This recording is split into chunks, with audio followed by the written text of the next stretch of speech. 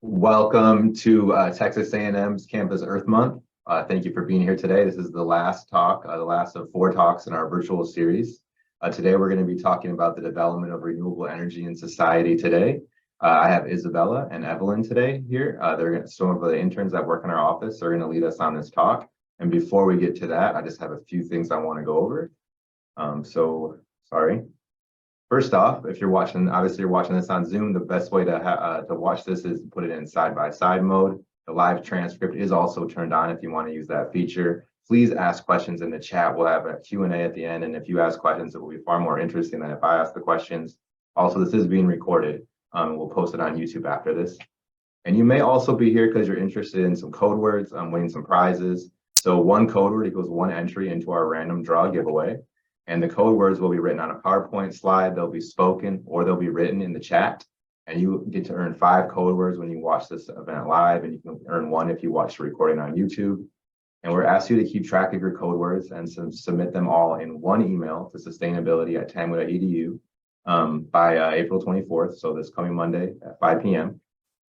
And all of the rules that you want can be found right here at this link. And the prizes, that you're probably interested in those, we are going to have 1 tier 1 winner, and you could win something like a Nintendo Switch, you could win a Yeti, or you could even win a GoPro. We're going to have 2 tier 2 winners, where you could win a nice eco speaker, or you could also win a hammock. And then we'll have 5 tier 3 winners, and I think a lot of people are really eyeing that Squish model, so maybe you can make that yours if you happen to win.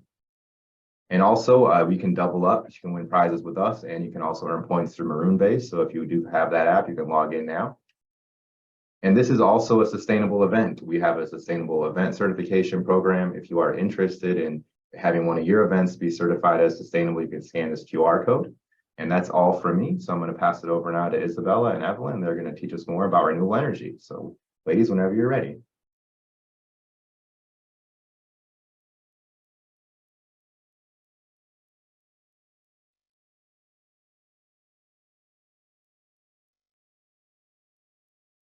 Hello, so I'm Isabella, and my major is ecological restoration and renewable natural resources.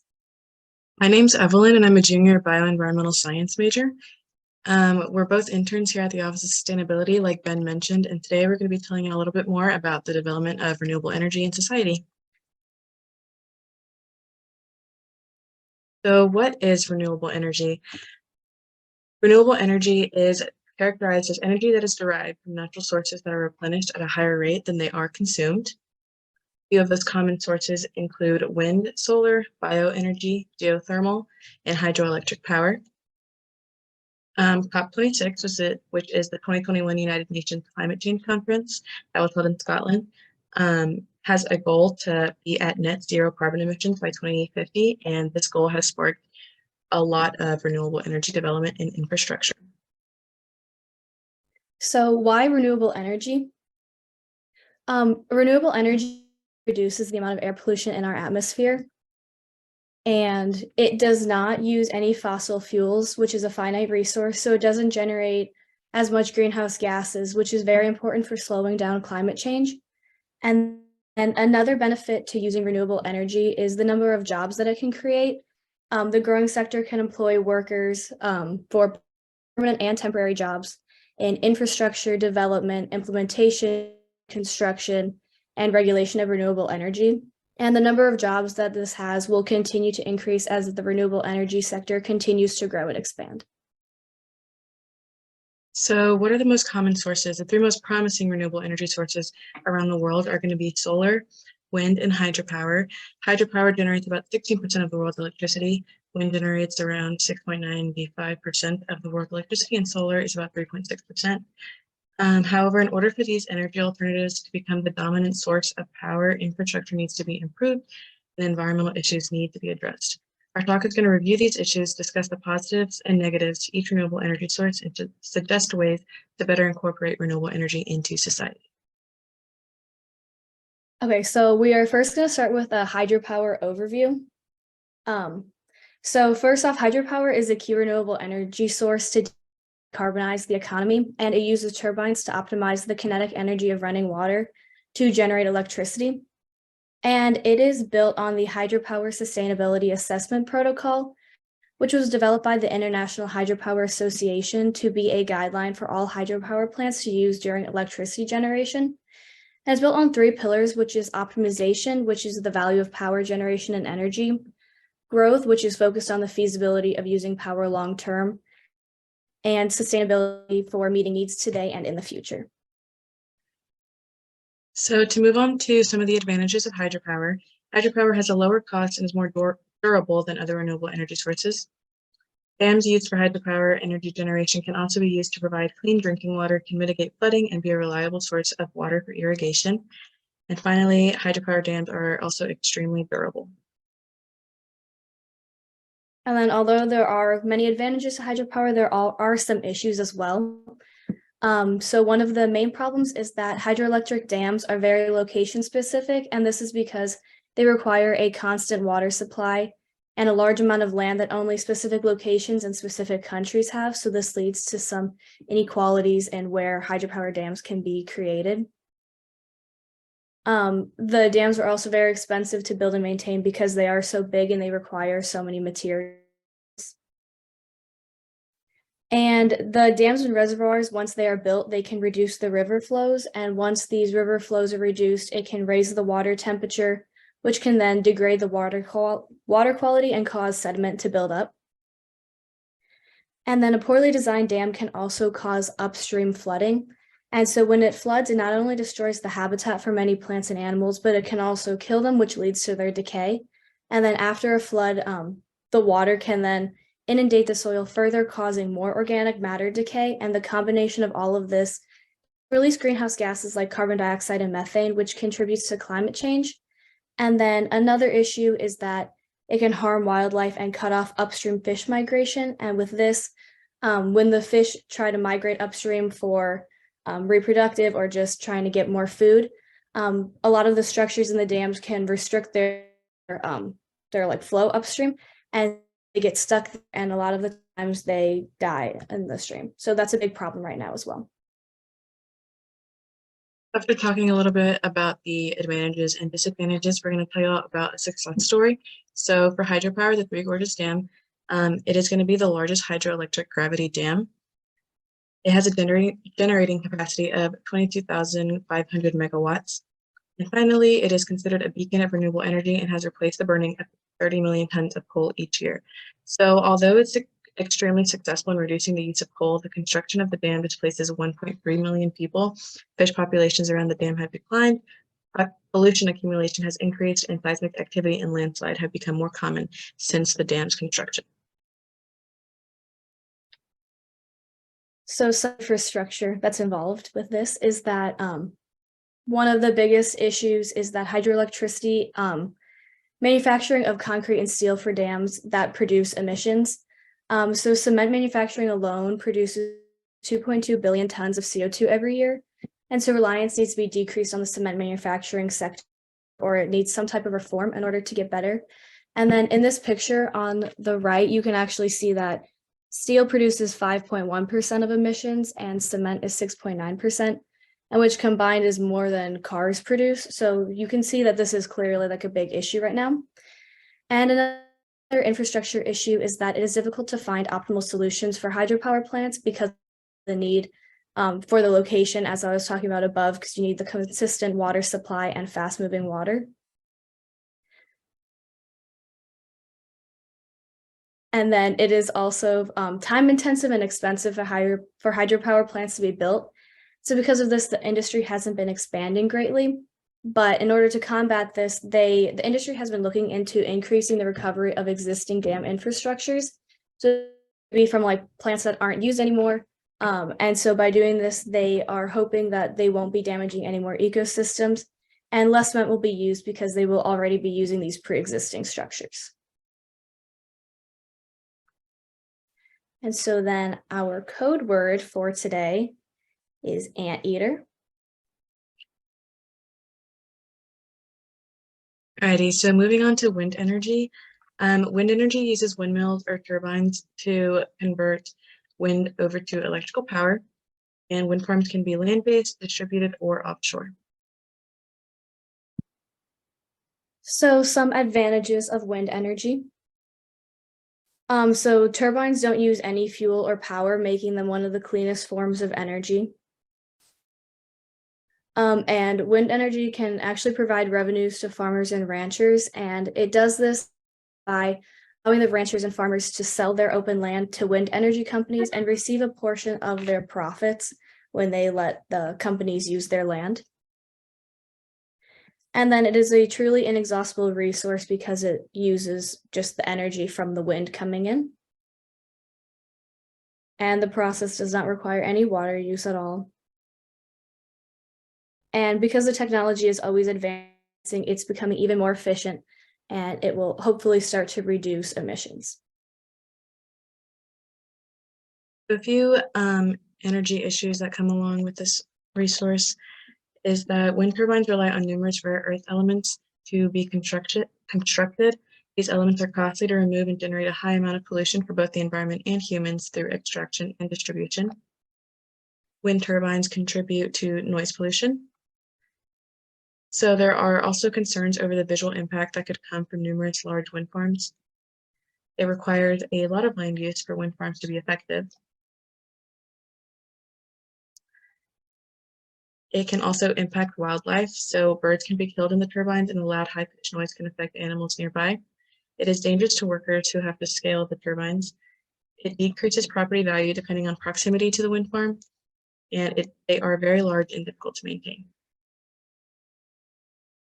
So wind energy success story is Hornsea 1, which is located in England off the Yorkshire coast, and this is actually the largest offshore wind farm in the world. It spans 407 square kilometers and can produce 1.2 gigawatts of electricity through its 174 turbines that it employs. And with this, the project is capable of producing enough green energy to power over 1 million homes in the UK. And it can also provide 350 new permanent jobs while also providing temporary jobs for those who are building the wind farm. And because this is an offshore wind farm, it's kind of a new topic, and it serves as a model for all other offshore farms and inspires the community. And it can show that wind power is not only a feasible alternative to burning fossil fuels, but it can also be achieved throughout excessive land use that some other renewable energy sources use. So wind energy and infrastructure. Wind energy is exiting its experimental stage and is progressing towards large-scale development. With this development, there are several infrastructure constraints that need to be resolved. We're going to start with the size and dimensions of the turbines. So the size and dimensions of the turbines and towers make transportation along highways difficult and sometimes impossible due to their large size. This has led to the development of the U.S. Department of Energy's Big Adaptive Rotor Project. So the U.S. Department of Energy's Big Adaptive Rotor Project is focused on overcoming transportation challenges associated with the creation of the giant land-based turbines of the future by exploring innovations that are highly flexible blades that simultaneously boost wind energy capture while resolving transportation challenges of moving giant wind blades by rail. Height adjustments to accommodate areas with strong and turbulent low wind is another infrastructure issue that needs to be resolved. So taller wind turbines could take advantage of the stronger, more consistent winds available at greater heights. The northeastern, southeastern, and western U.S. have wind conditions near the ground, which are often low turbulent, limiting the amount of electricity generated from wind energy. Okay, so moving on to solar energy. The amount of sunlight that actually strikes the Earth's surface in an hour is enough to handle the entire world's energy consumption for a full year. So considering this, solar energy can be a very useful tool to use if we can learn how to capture it efficiently. But so how it works is that solar technology converts sunlight into electrical energy through using photovoltaic panels or through mirrors that concentrate solar radiation. And then this energy can be used to generate electricity or to be stored in batteries or thermal storage. And then solar energy primarily uses solar panels right now that absorb the sunlight through the PV cells, which then create the electrical charges, causing electricity to flow. So the advantages of solar energy. Solar energy is a true renewable energy source because it is self-generating and can be harvested from pretty much anywhere. So going straight to the Photovoltaic technology can be transferred directly to the electrical grid, and by going straight to the electrical grid, it makes things like energy communities possible and allows private individuals and businesses to send the excess energy they produce to the market. This will guarantee them not only savings, but also a source of income. It'll reduce electricity bills. There is high employment and investment potential. And because there are no moving parts other than the inverters in solar panels, you just need to clean them, so maintenance is pretty limited. However, they do become less efficient over time. And after use, most of solar technology can be recycled, reused, or reclaimed. So some solar energy issues. So there is a very high initial cost because you have to pay for the solar panels and then all of the technology inside them, which includes the inverters, wiring, cables, and the installation of these. And then it can be inconsistent due to weather, time of day, latitude, and weather, like cloudy and rainy days can make the system less effective, and at night no solar energy is captured. So that causes some issues as well. And then this picture on the right actually shows in red the places that capture the most solar energy, and then in green the places that capture the least. So kind of illustrates the inconsistency of solar energy and how some places are better suited for using solar power than others due to the climate and latitude. And then solar energy the storage is very expensive, and the parts need yearly inspection and it needs ample space for storage. And right now, the most efficient type of storage for solar energy is within lithium-ion solar batteries. And so this poses its own environmental and social issues because the mining is done in water-scarce countries within the area that scientists call the Lithium Triangle, which is Argentina, Bolivia, and Chile. And here they use open-pit mines to extract lithium, which can often emit toxic compounds into the air, soil, and water supply. And on top of this, there have also been multiple instances of these open-pit mines malfunctioning, forcing whole towns to evacuate the area. And a lot of the times these areas are in rural communities, so these people really don't have many places to go, so there is some social issues involved as well. And then another issue is that it pollutes through transportation and installation and the toxic materials used. So at the moment, two of the biggest problems is lead and cadmium. The cadmium is carcinogenic and is used inside of the solar panels. And so when you're discarding it, it's necessary to be really careful and to make sure it doesn't leach into the groundwater or the surrounding environment, or it can have a lot of potential issues. And then also a combination of lead and sulfuric acid is used inside of the batteries. And this can be extremely toxic to animals and humans and can cause developmental disability if you are exposed to it. And then lastly, the last issue is that solar panels can't be installed on all types of roofs. So if you are wanting to install solar panels, you have to make sure that your roof type is compatible with the solar panel. So again, this can go back into a high initial cost because if it's not, then you'll have to get your roof replaced in order to get the solar panels. So a solar energy success story is the Cochin International Airport in India. So the Cochin Airport is the first airport in the world to run completely off of solar power. The solar farm covers 45 acres and produces large amounts of energy. Not only does the airport's solar farm power the entire airport, but it also gives back energy to the electrical grid. And so they have a 25-year prediction and they predict that in the next 25 years, the project will have prevented 300,000 tons of CO2 from being produced and released into the atmosphere. So infrastructure involved in this.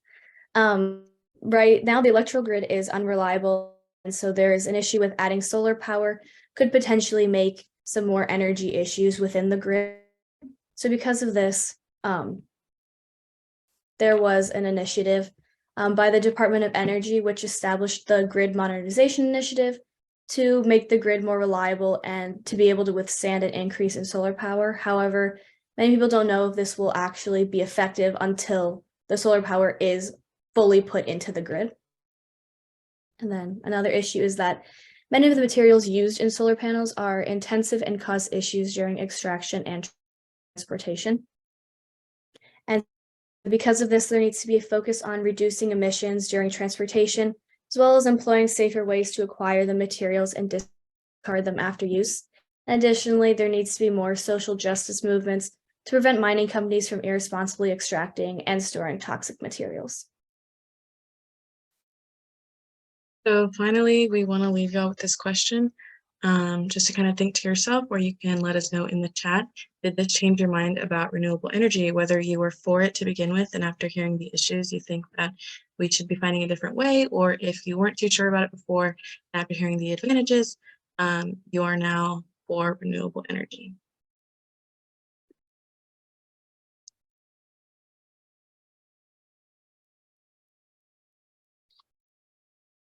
So are there any questions?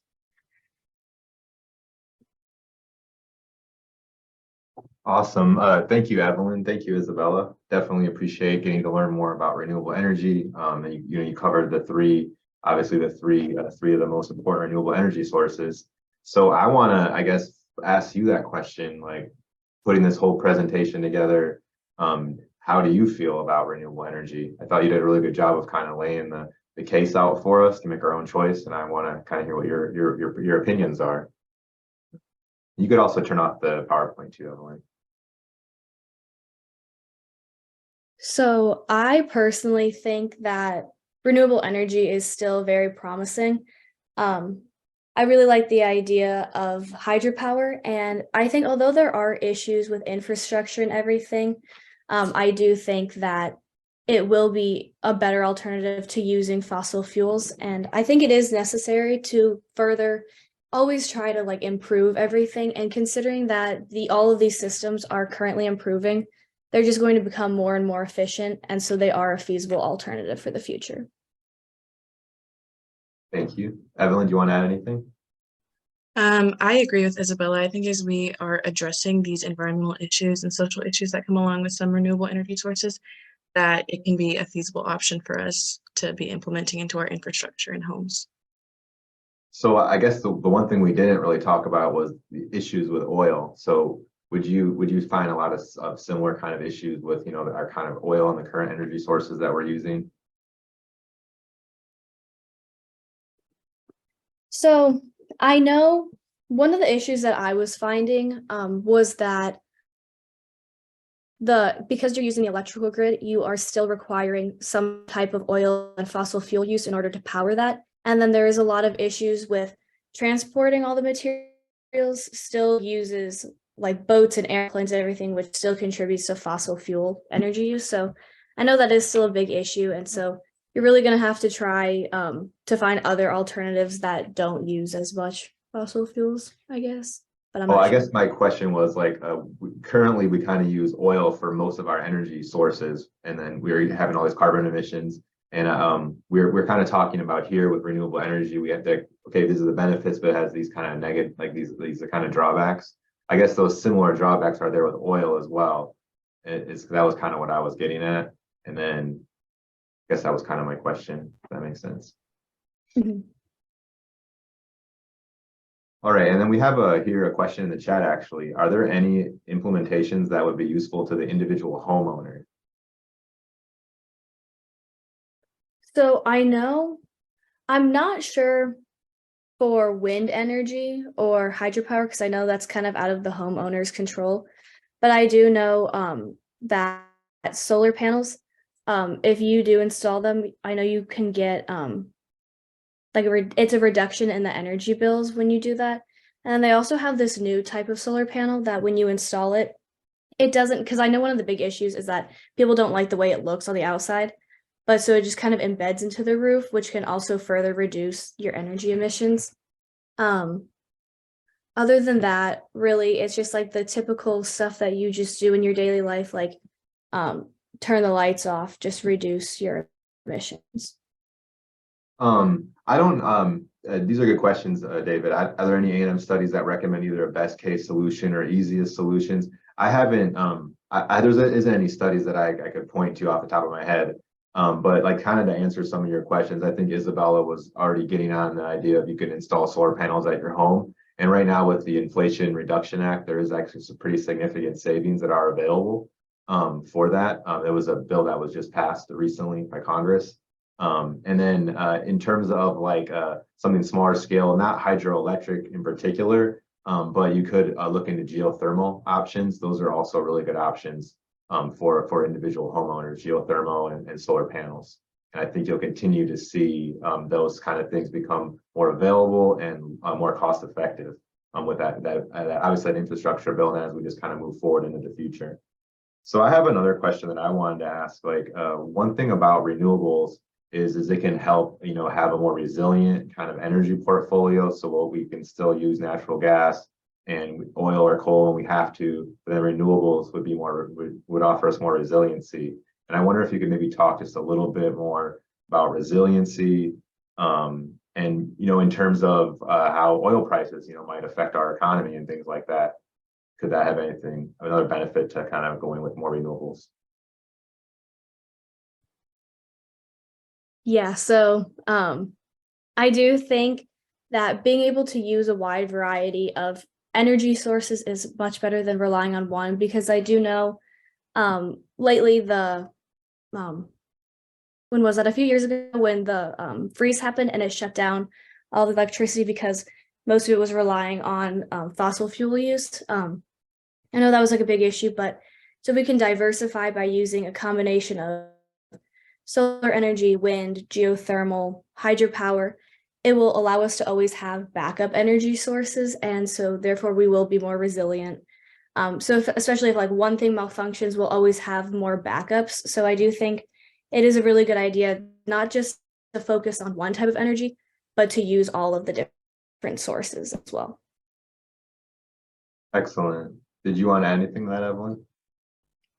I was just going to say, like, kind of with the development of renewable energy, as important as it is, we can't just we do rely on fossil fuels a lot. So I think while we're making advancements in renewable energy and implementing them more into, like I said before, our infrastructure and stuff, we can also be working towards making the use of our fossil fuels more sustainable while we can, until the implementation of renewable energy is feasible for everyone. Because as we talked, it can be expensive. It can be like unsustainable in some areas.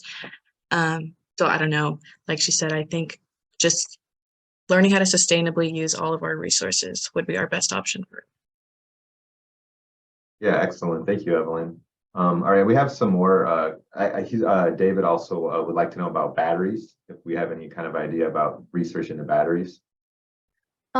So I don't remember specifically. I did read a few things on the batteries. I know one of the things that they're looking into using is I think it's the same kind of system that they use for electric vehicles right now, and it utilizes I think it was copper and aluminum cages within like the rotors to power the magnets instead of using like lithium ion. And so that can be used within the batteries to power everything. I think that was really the only one I saw, because the other ones use a lot of rare earth minerals, which is another problem associated with renewable energy. But so I think the best one was the copper and aluminum. Yeah. Yeah, great. Yeah, thank you. Yeah, and they are making some pretty significant, I think, advancements in batteries. I think I've even heard talk of, if like you had enough like electric vehicles, you could even potentially use those batteries as like an energy store at times, and they could also help power the grid. So there's lots of different ways. I think microgrids are really a big part of the future, and you can also utilize like geothermal and things like that as well. But like the thermal storage of energy, like and batteries and things like that, is definitely like one of the biggest kind of, I think, last remaining hurdles to really go completely full forward with renewables. But I think you need to have like a kind of a slow transition. All right, so I guess we're getting kind of close to the end of our time. So I just want to ask both of you, is there anything like kind of surprising that you learned that you want to talk more about? Is there anything at all that you wanted to expand on?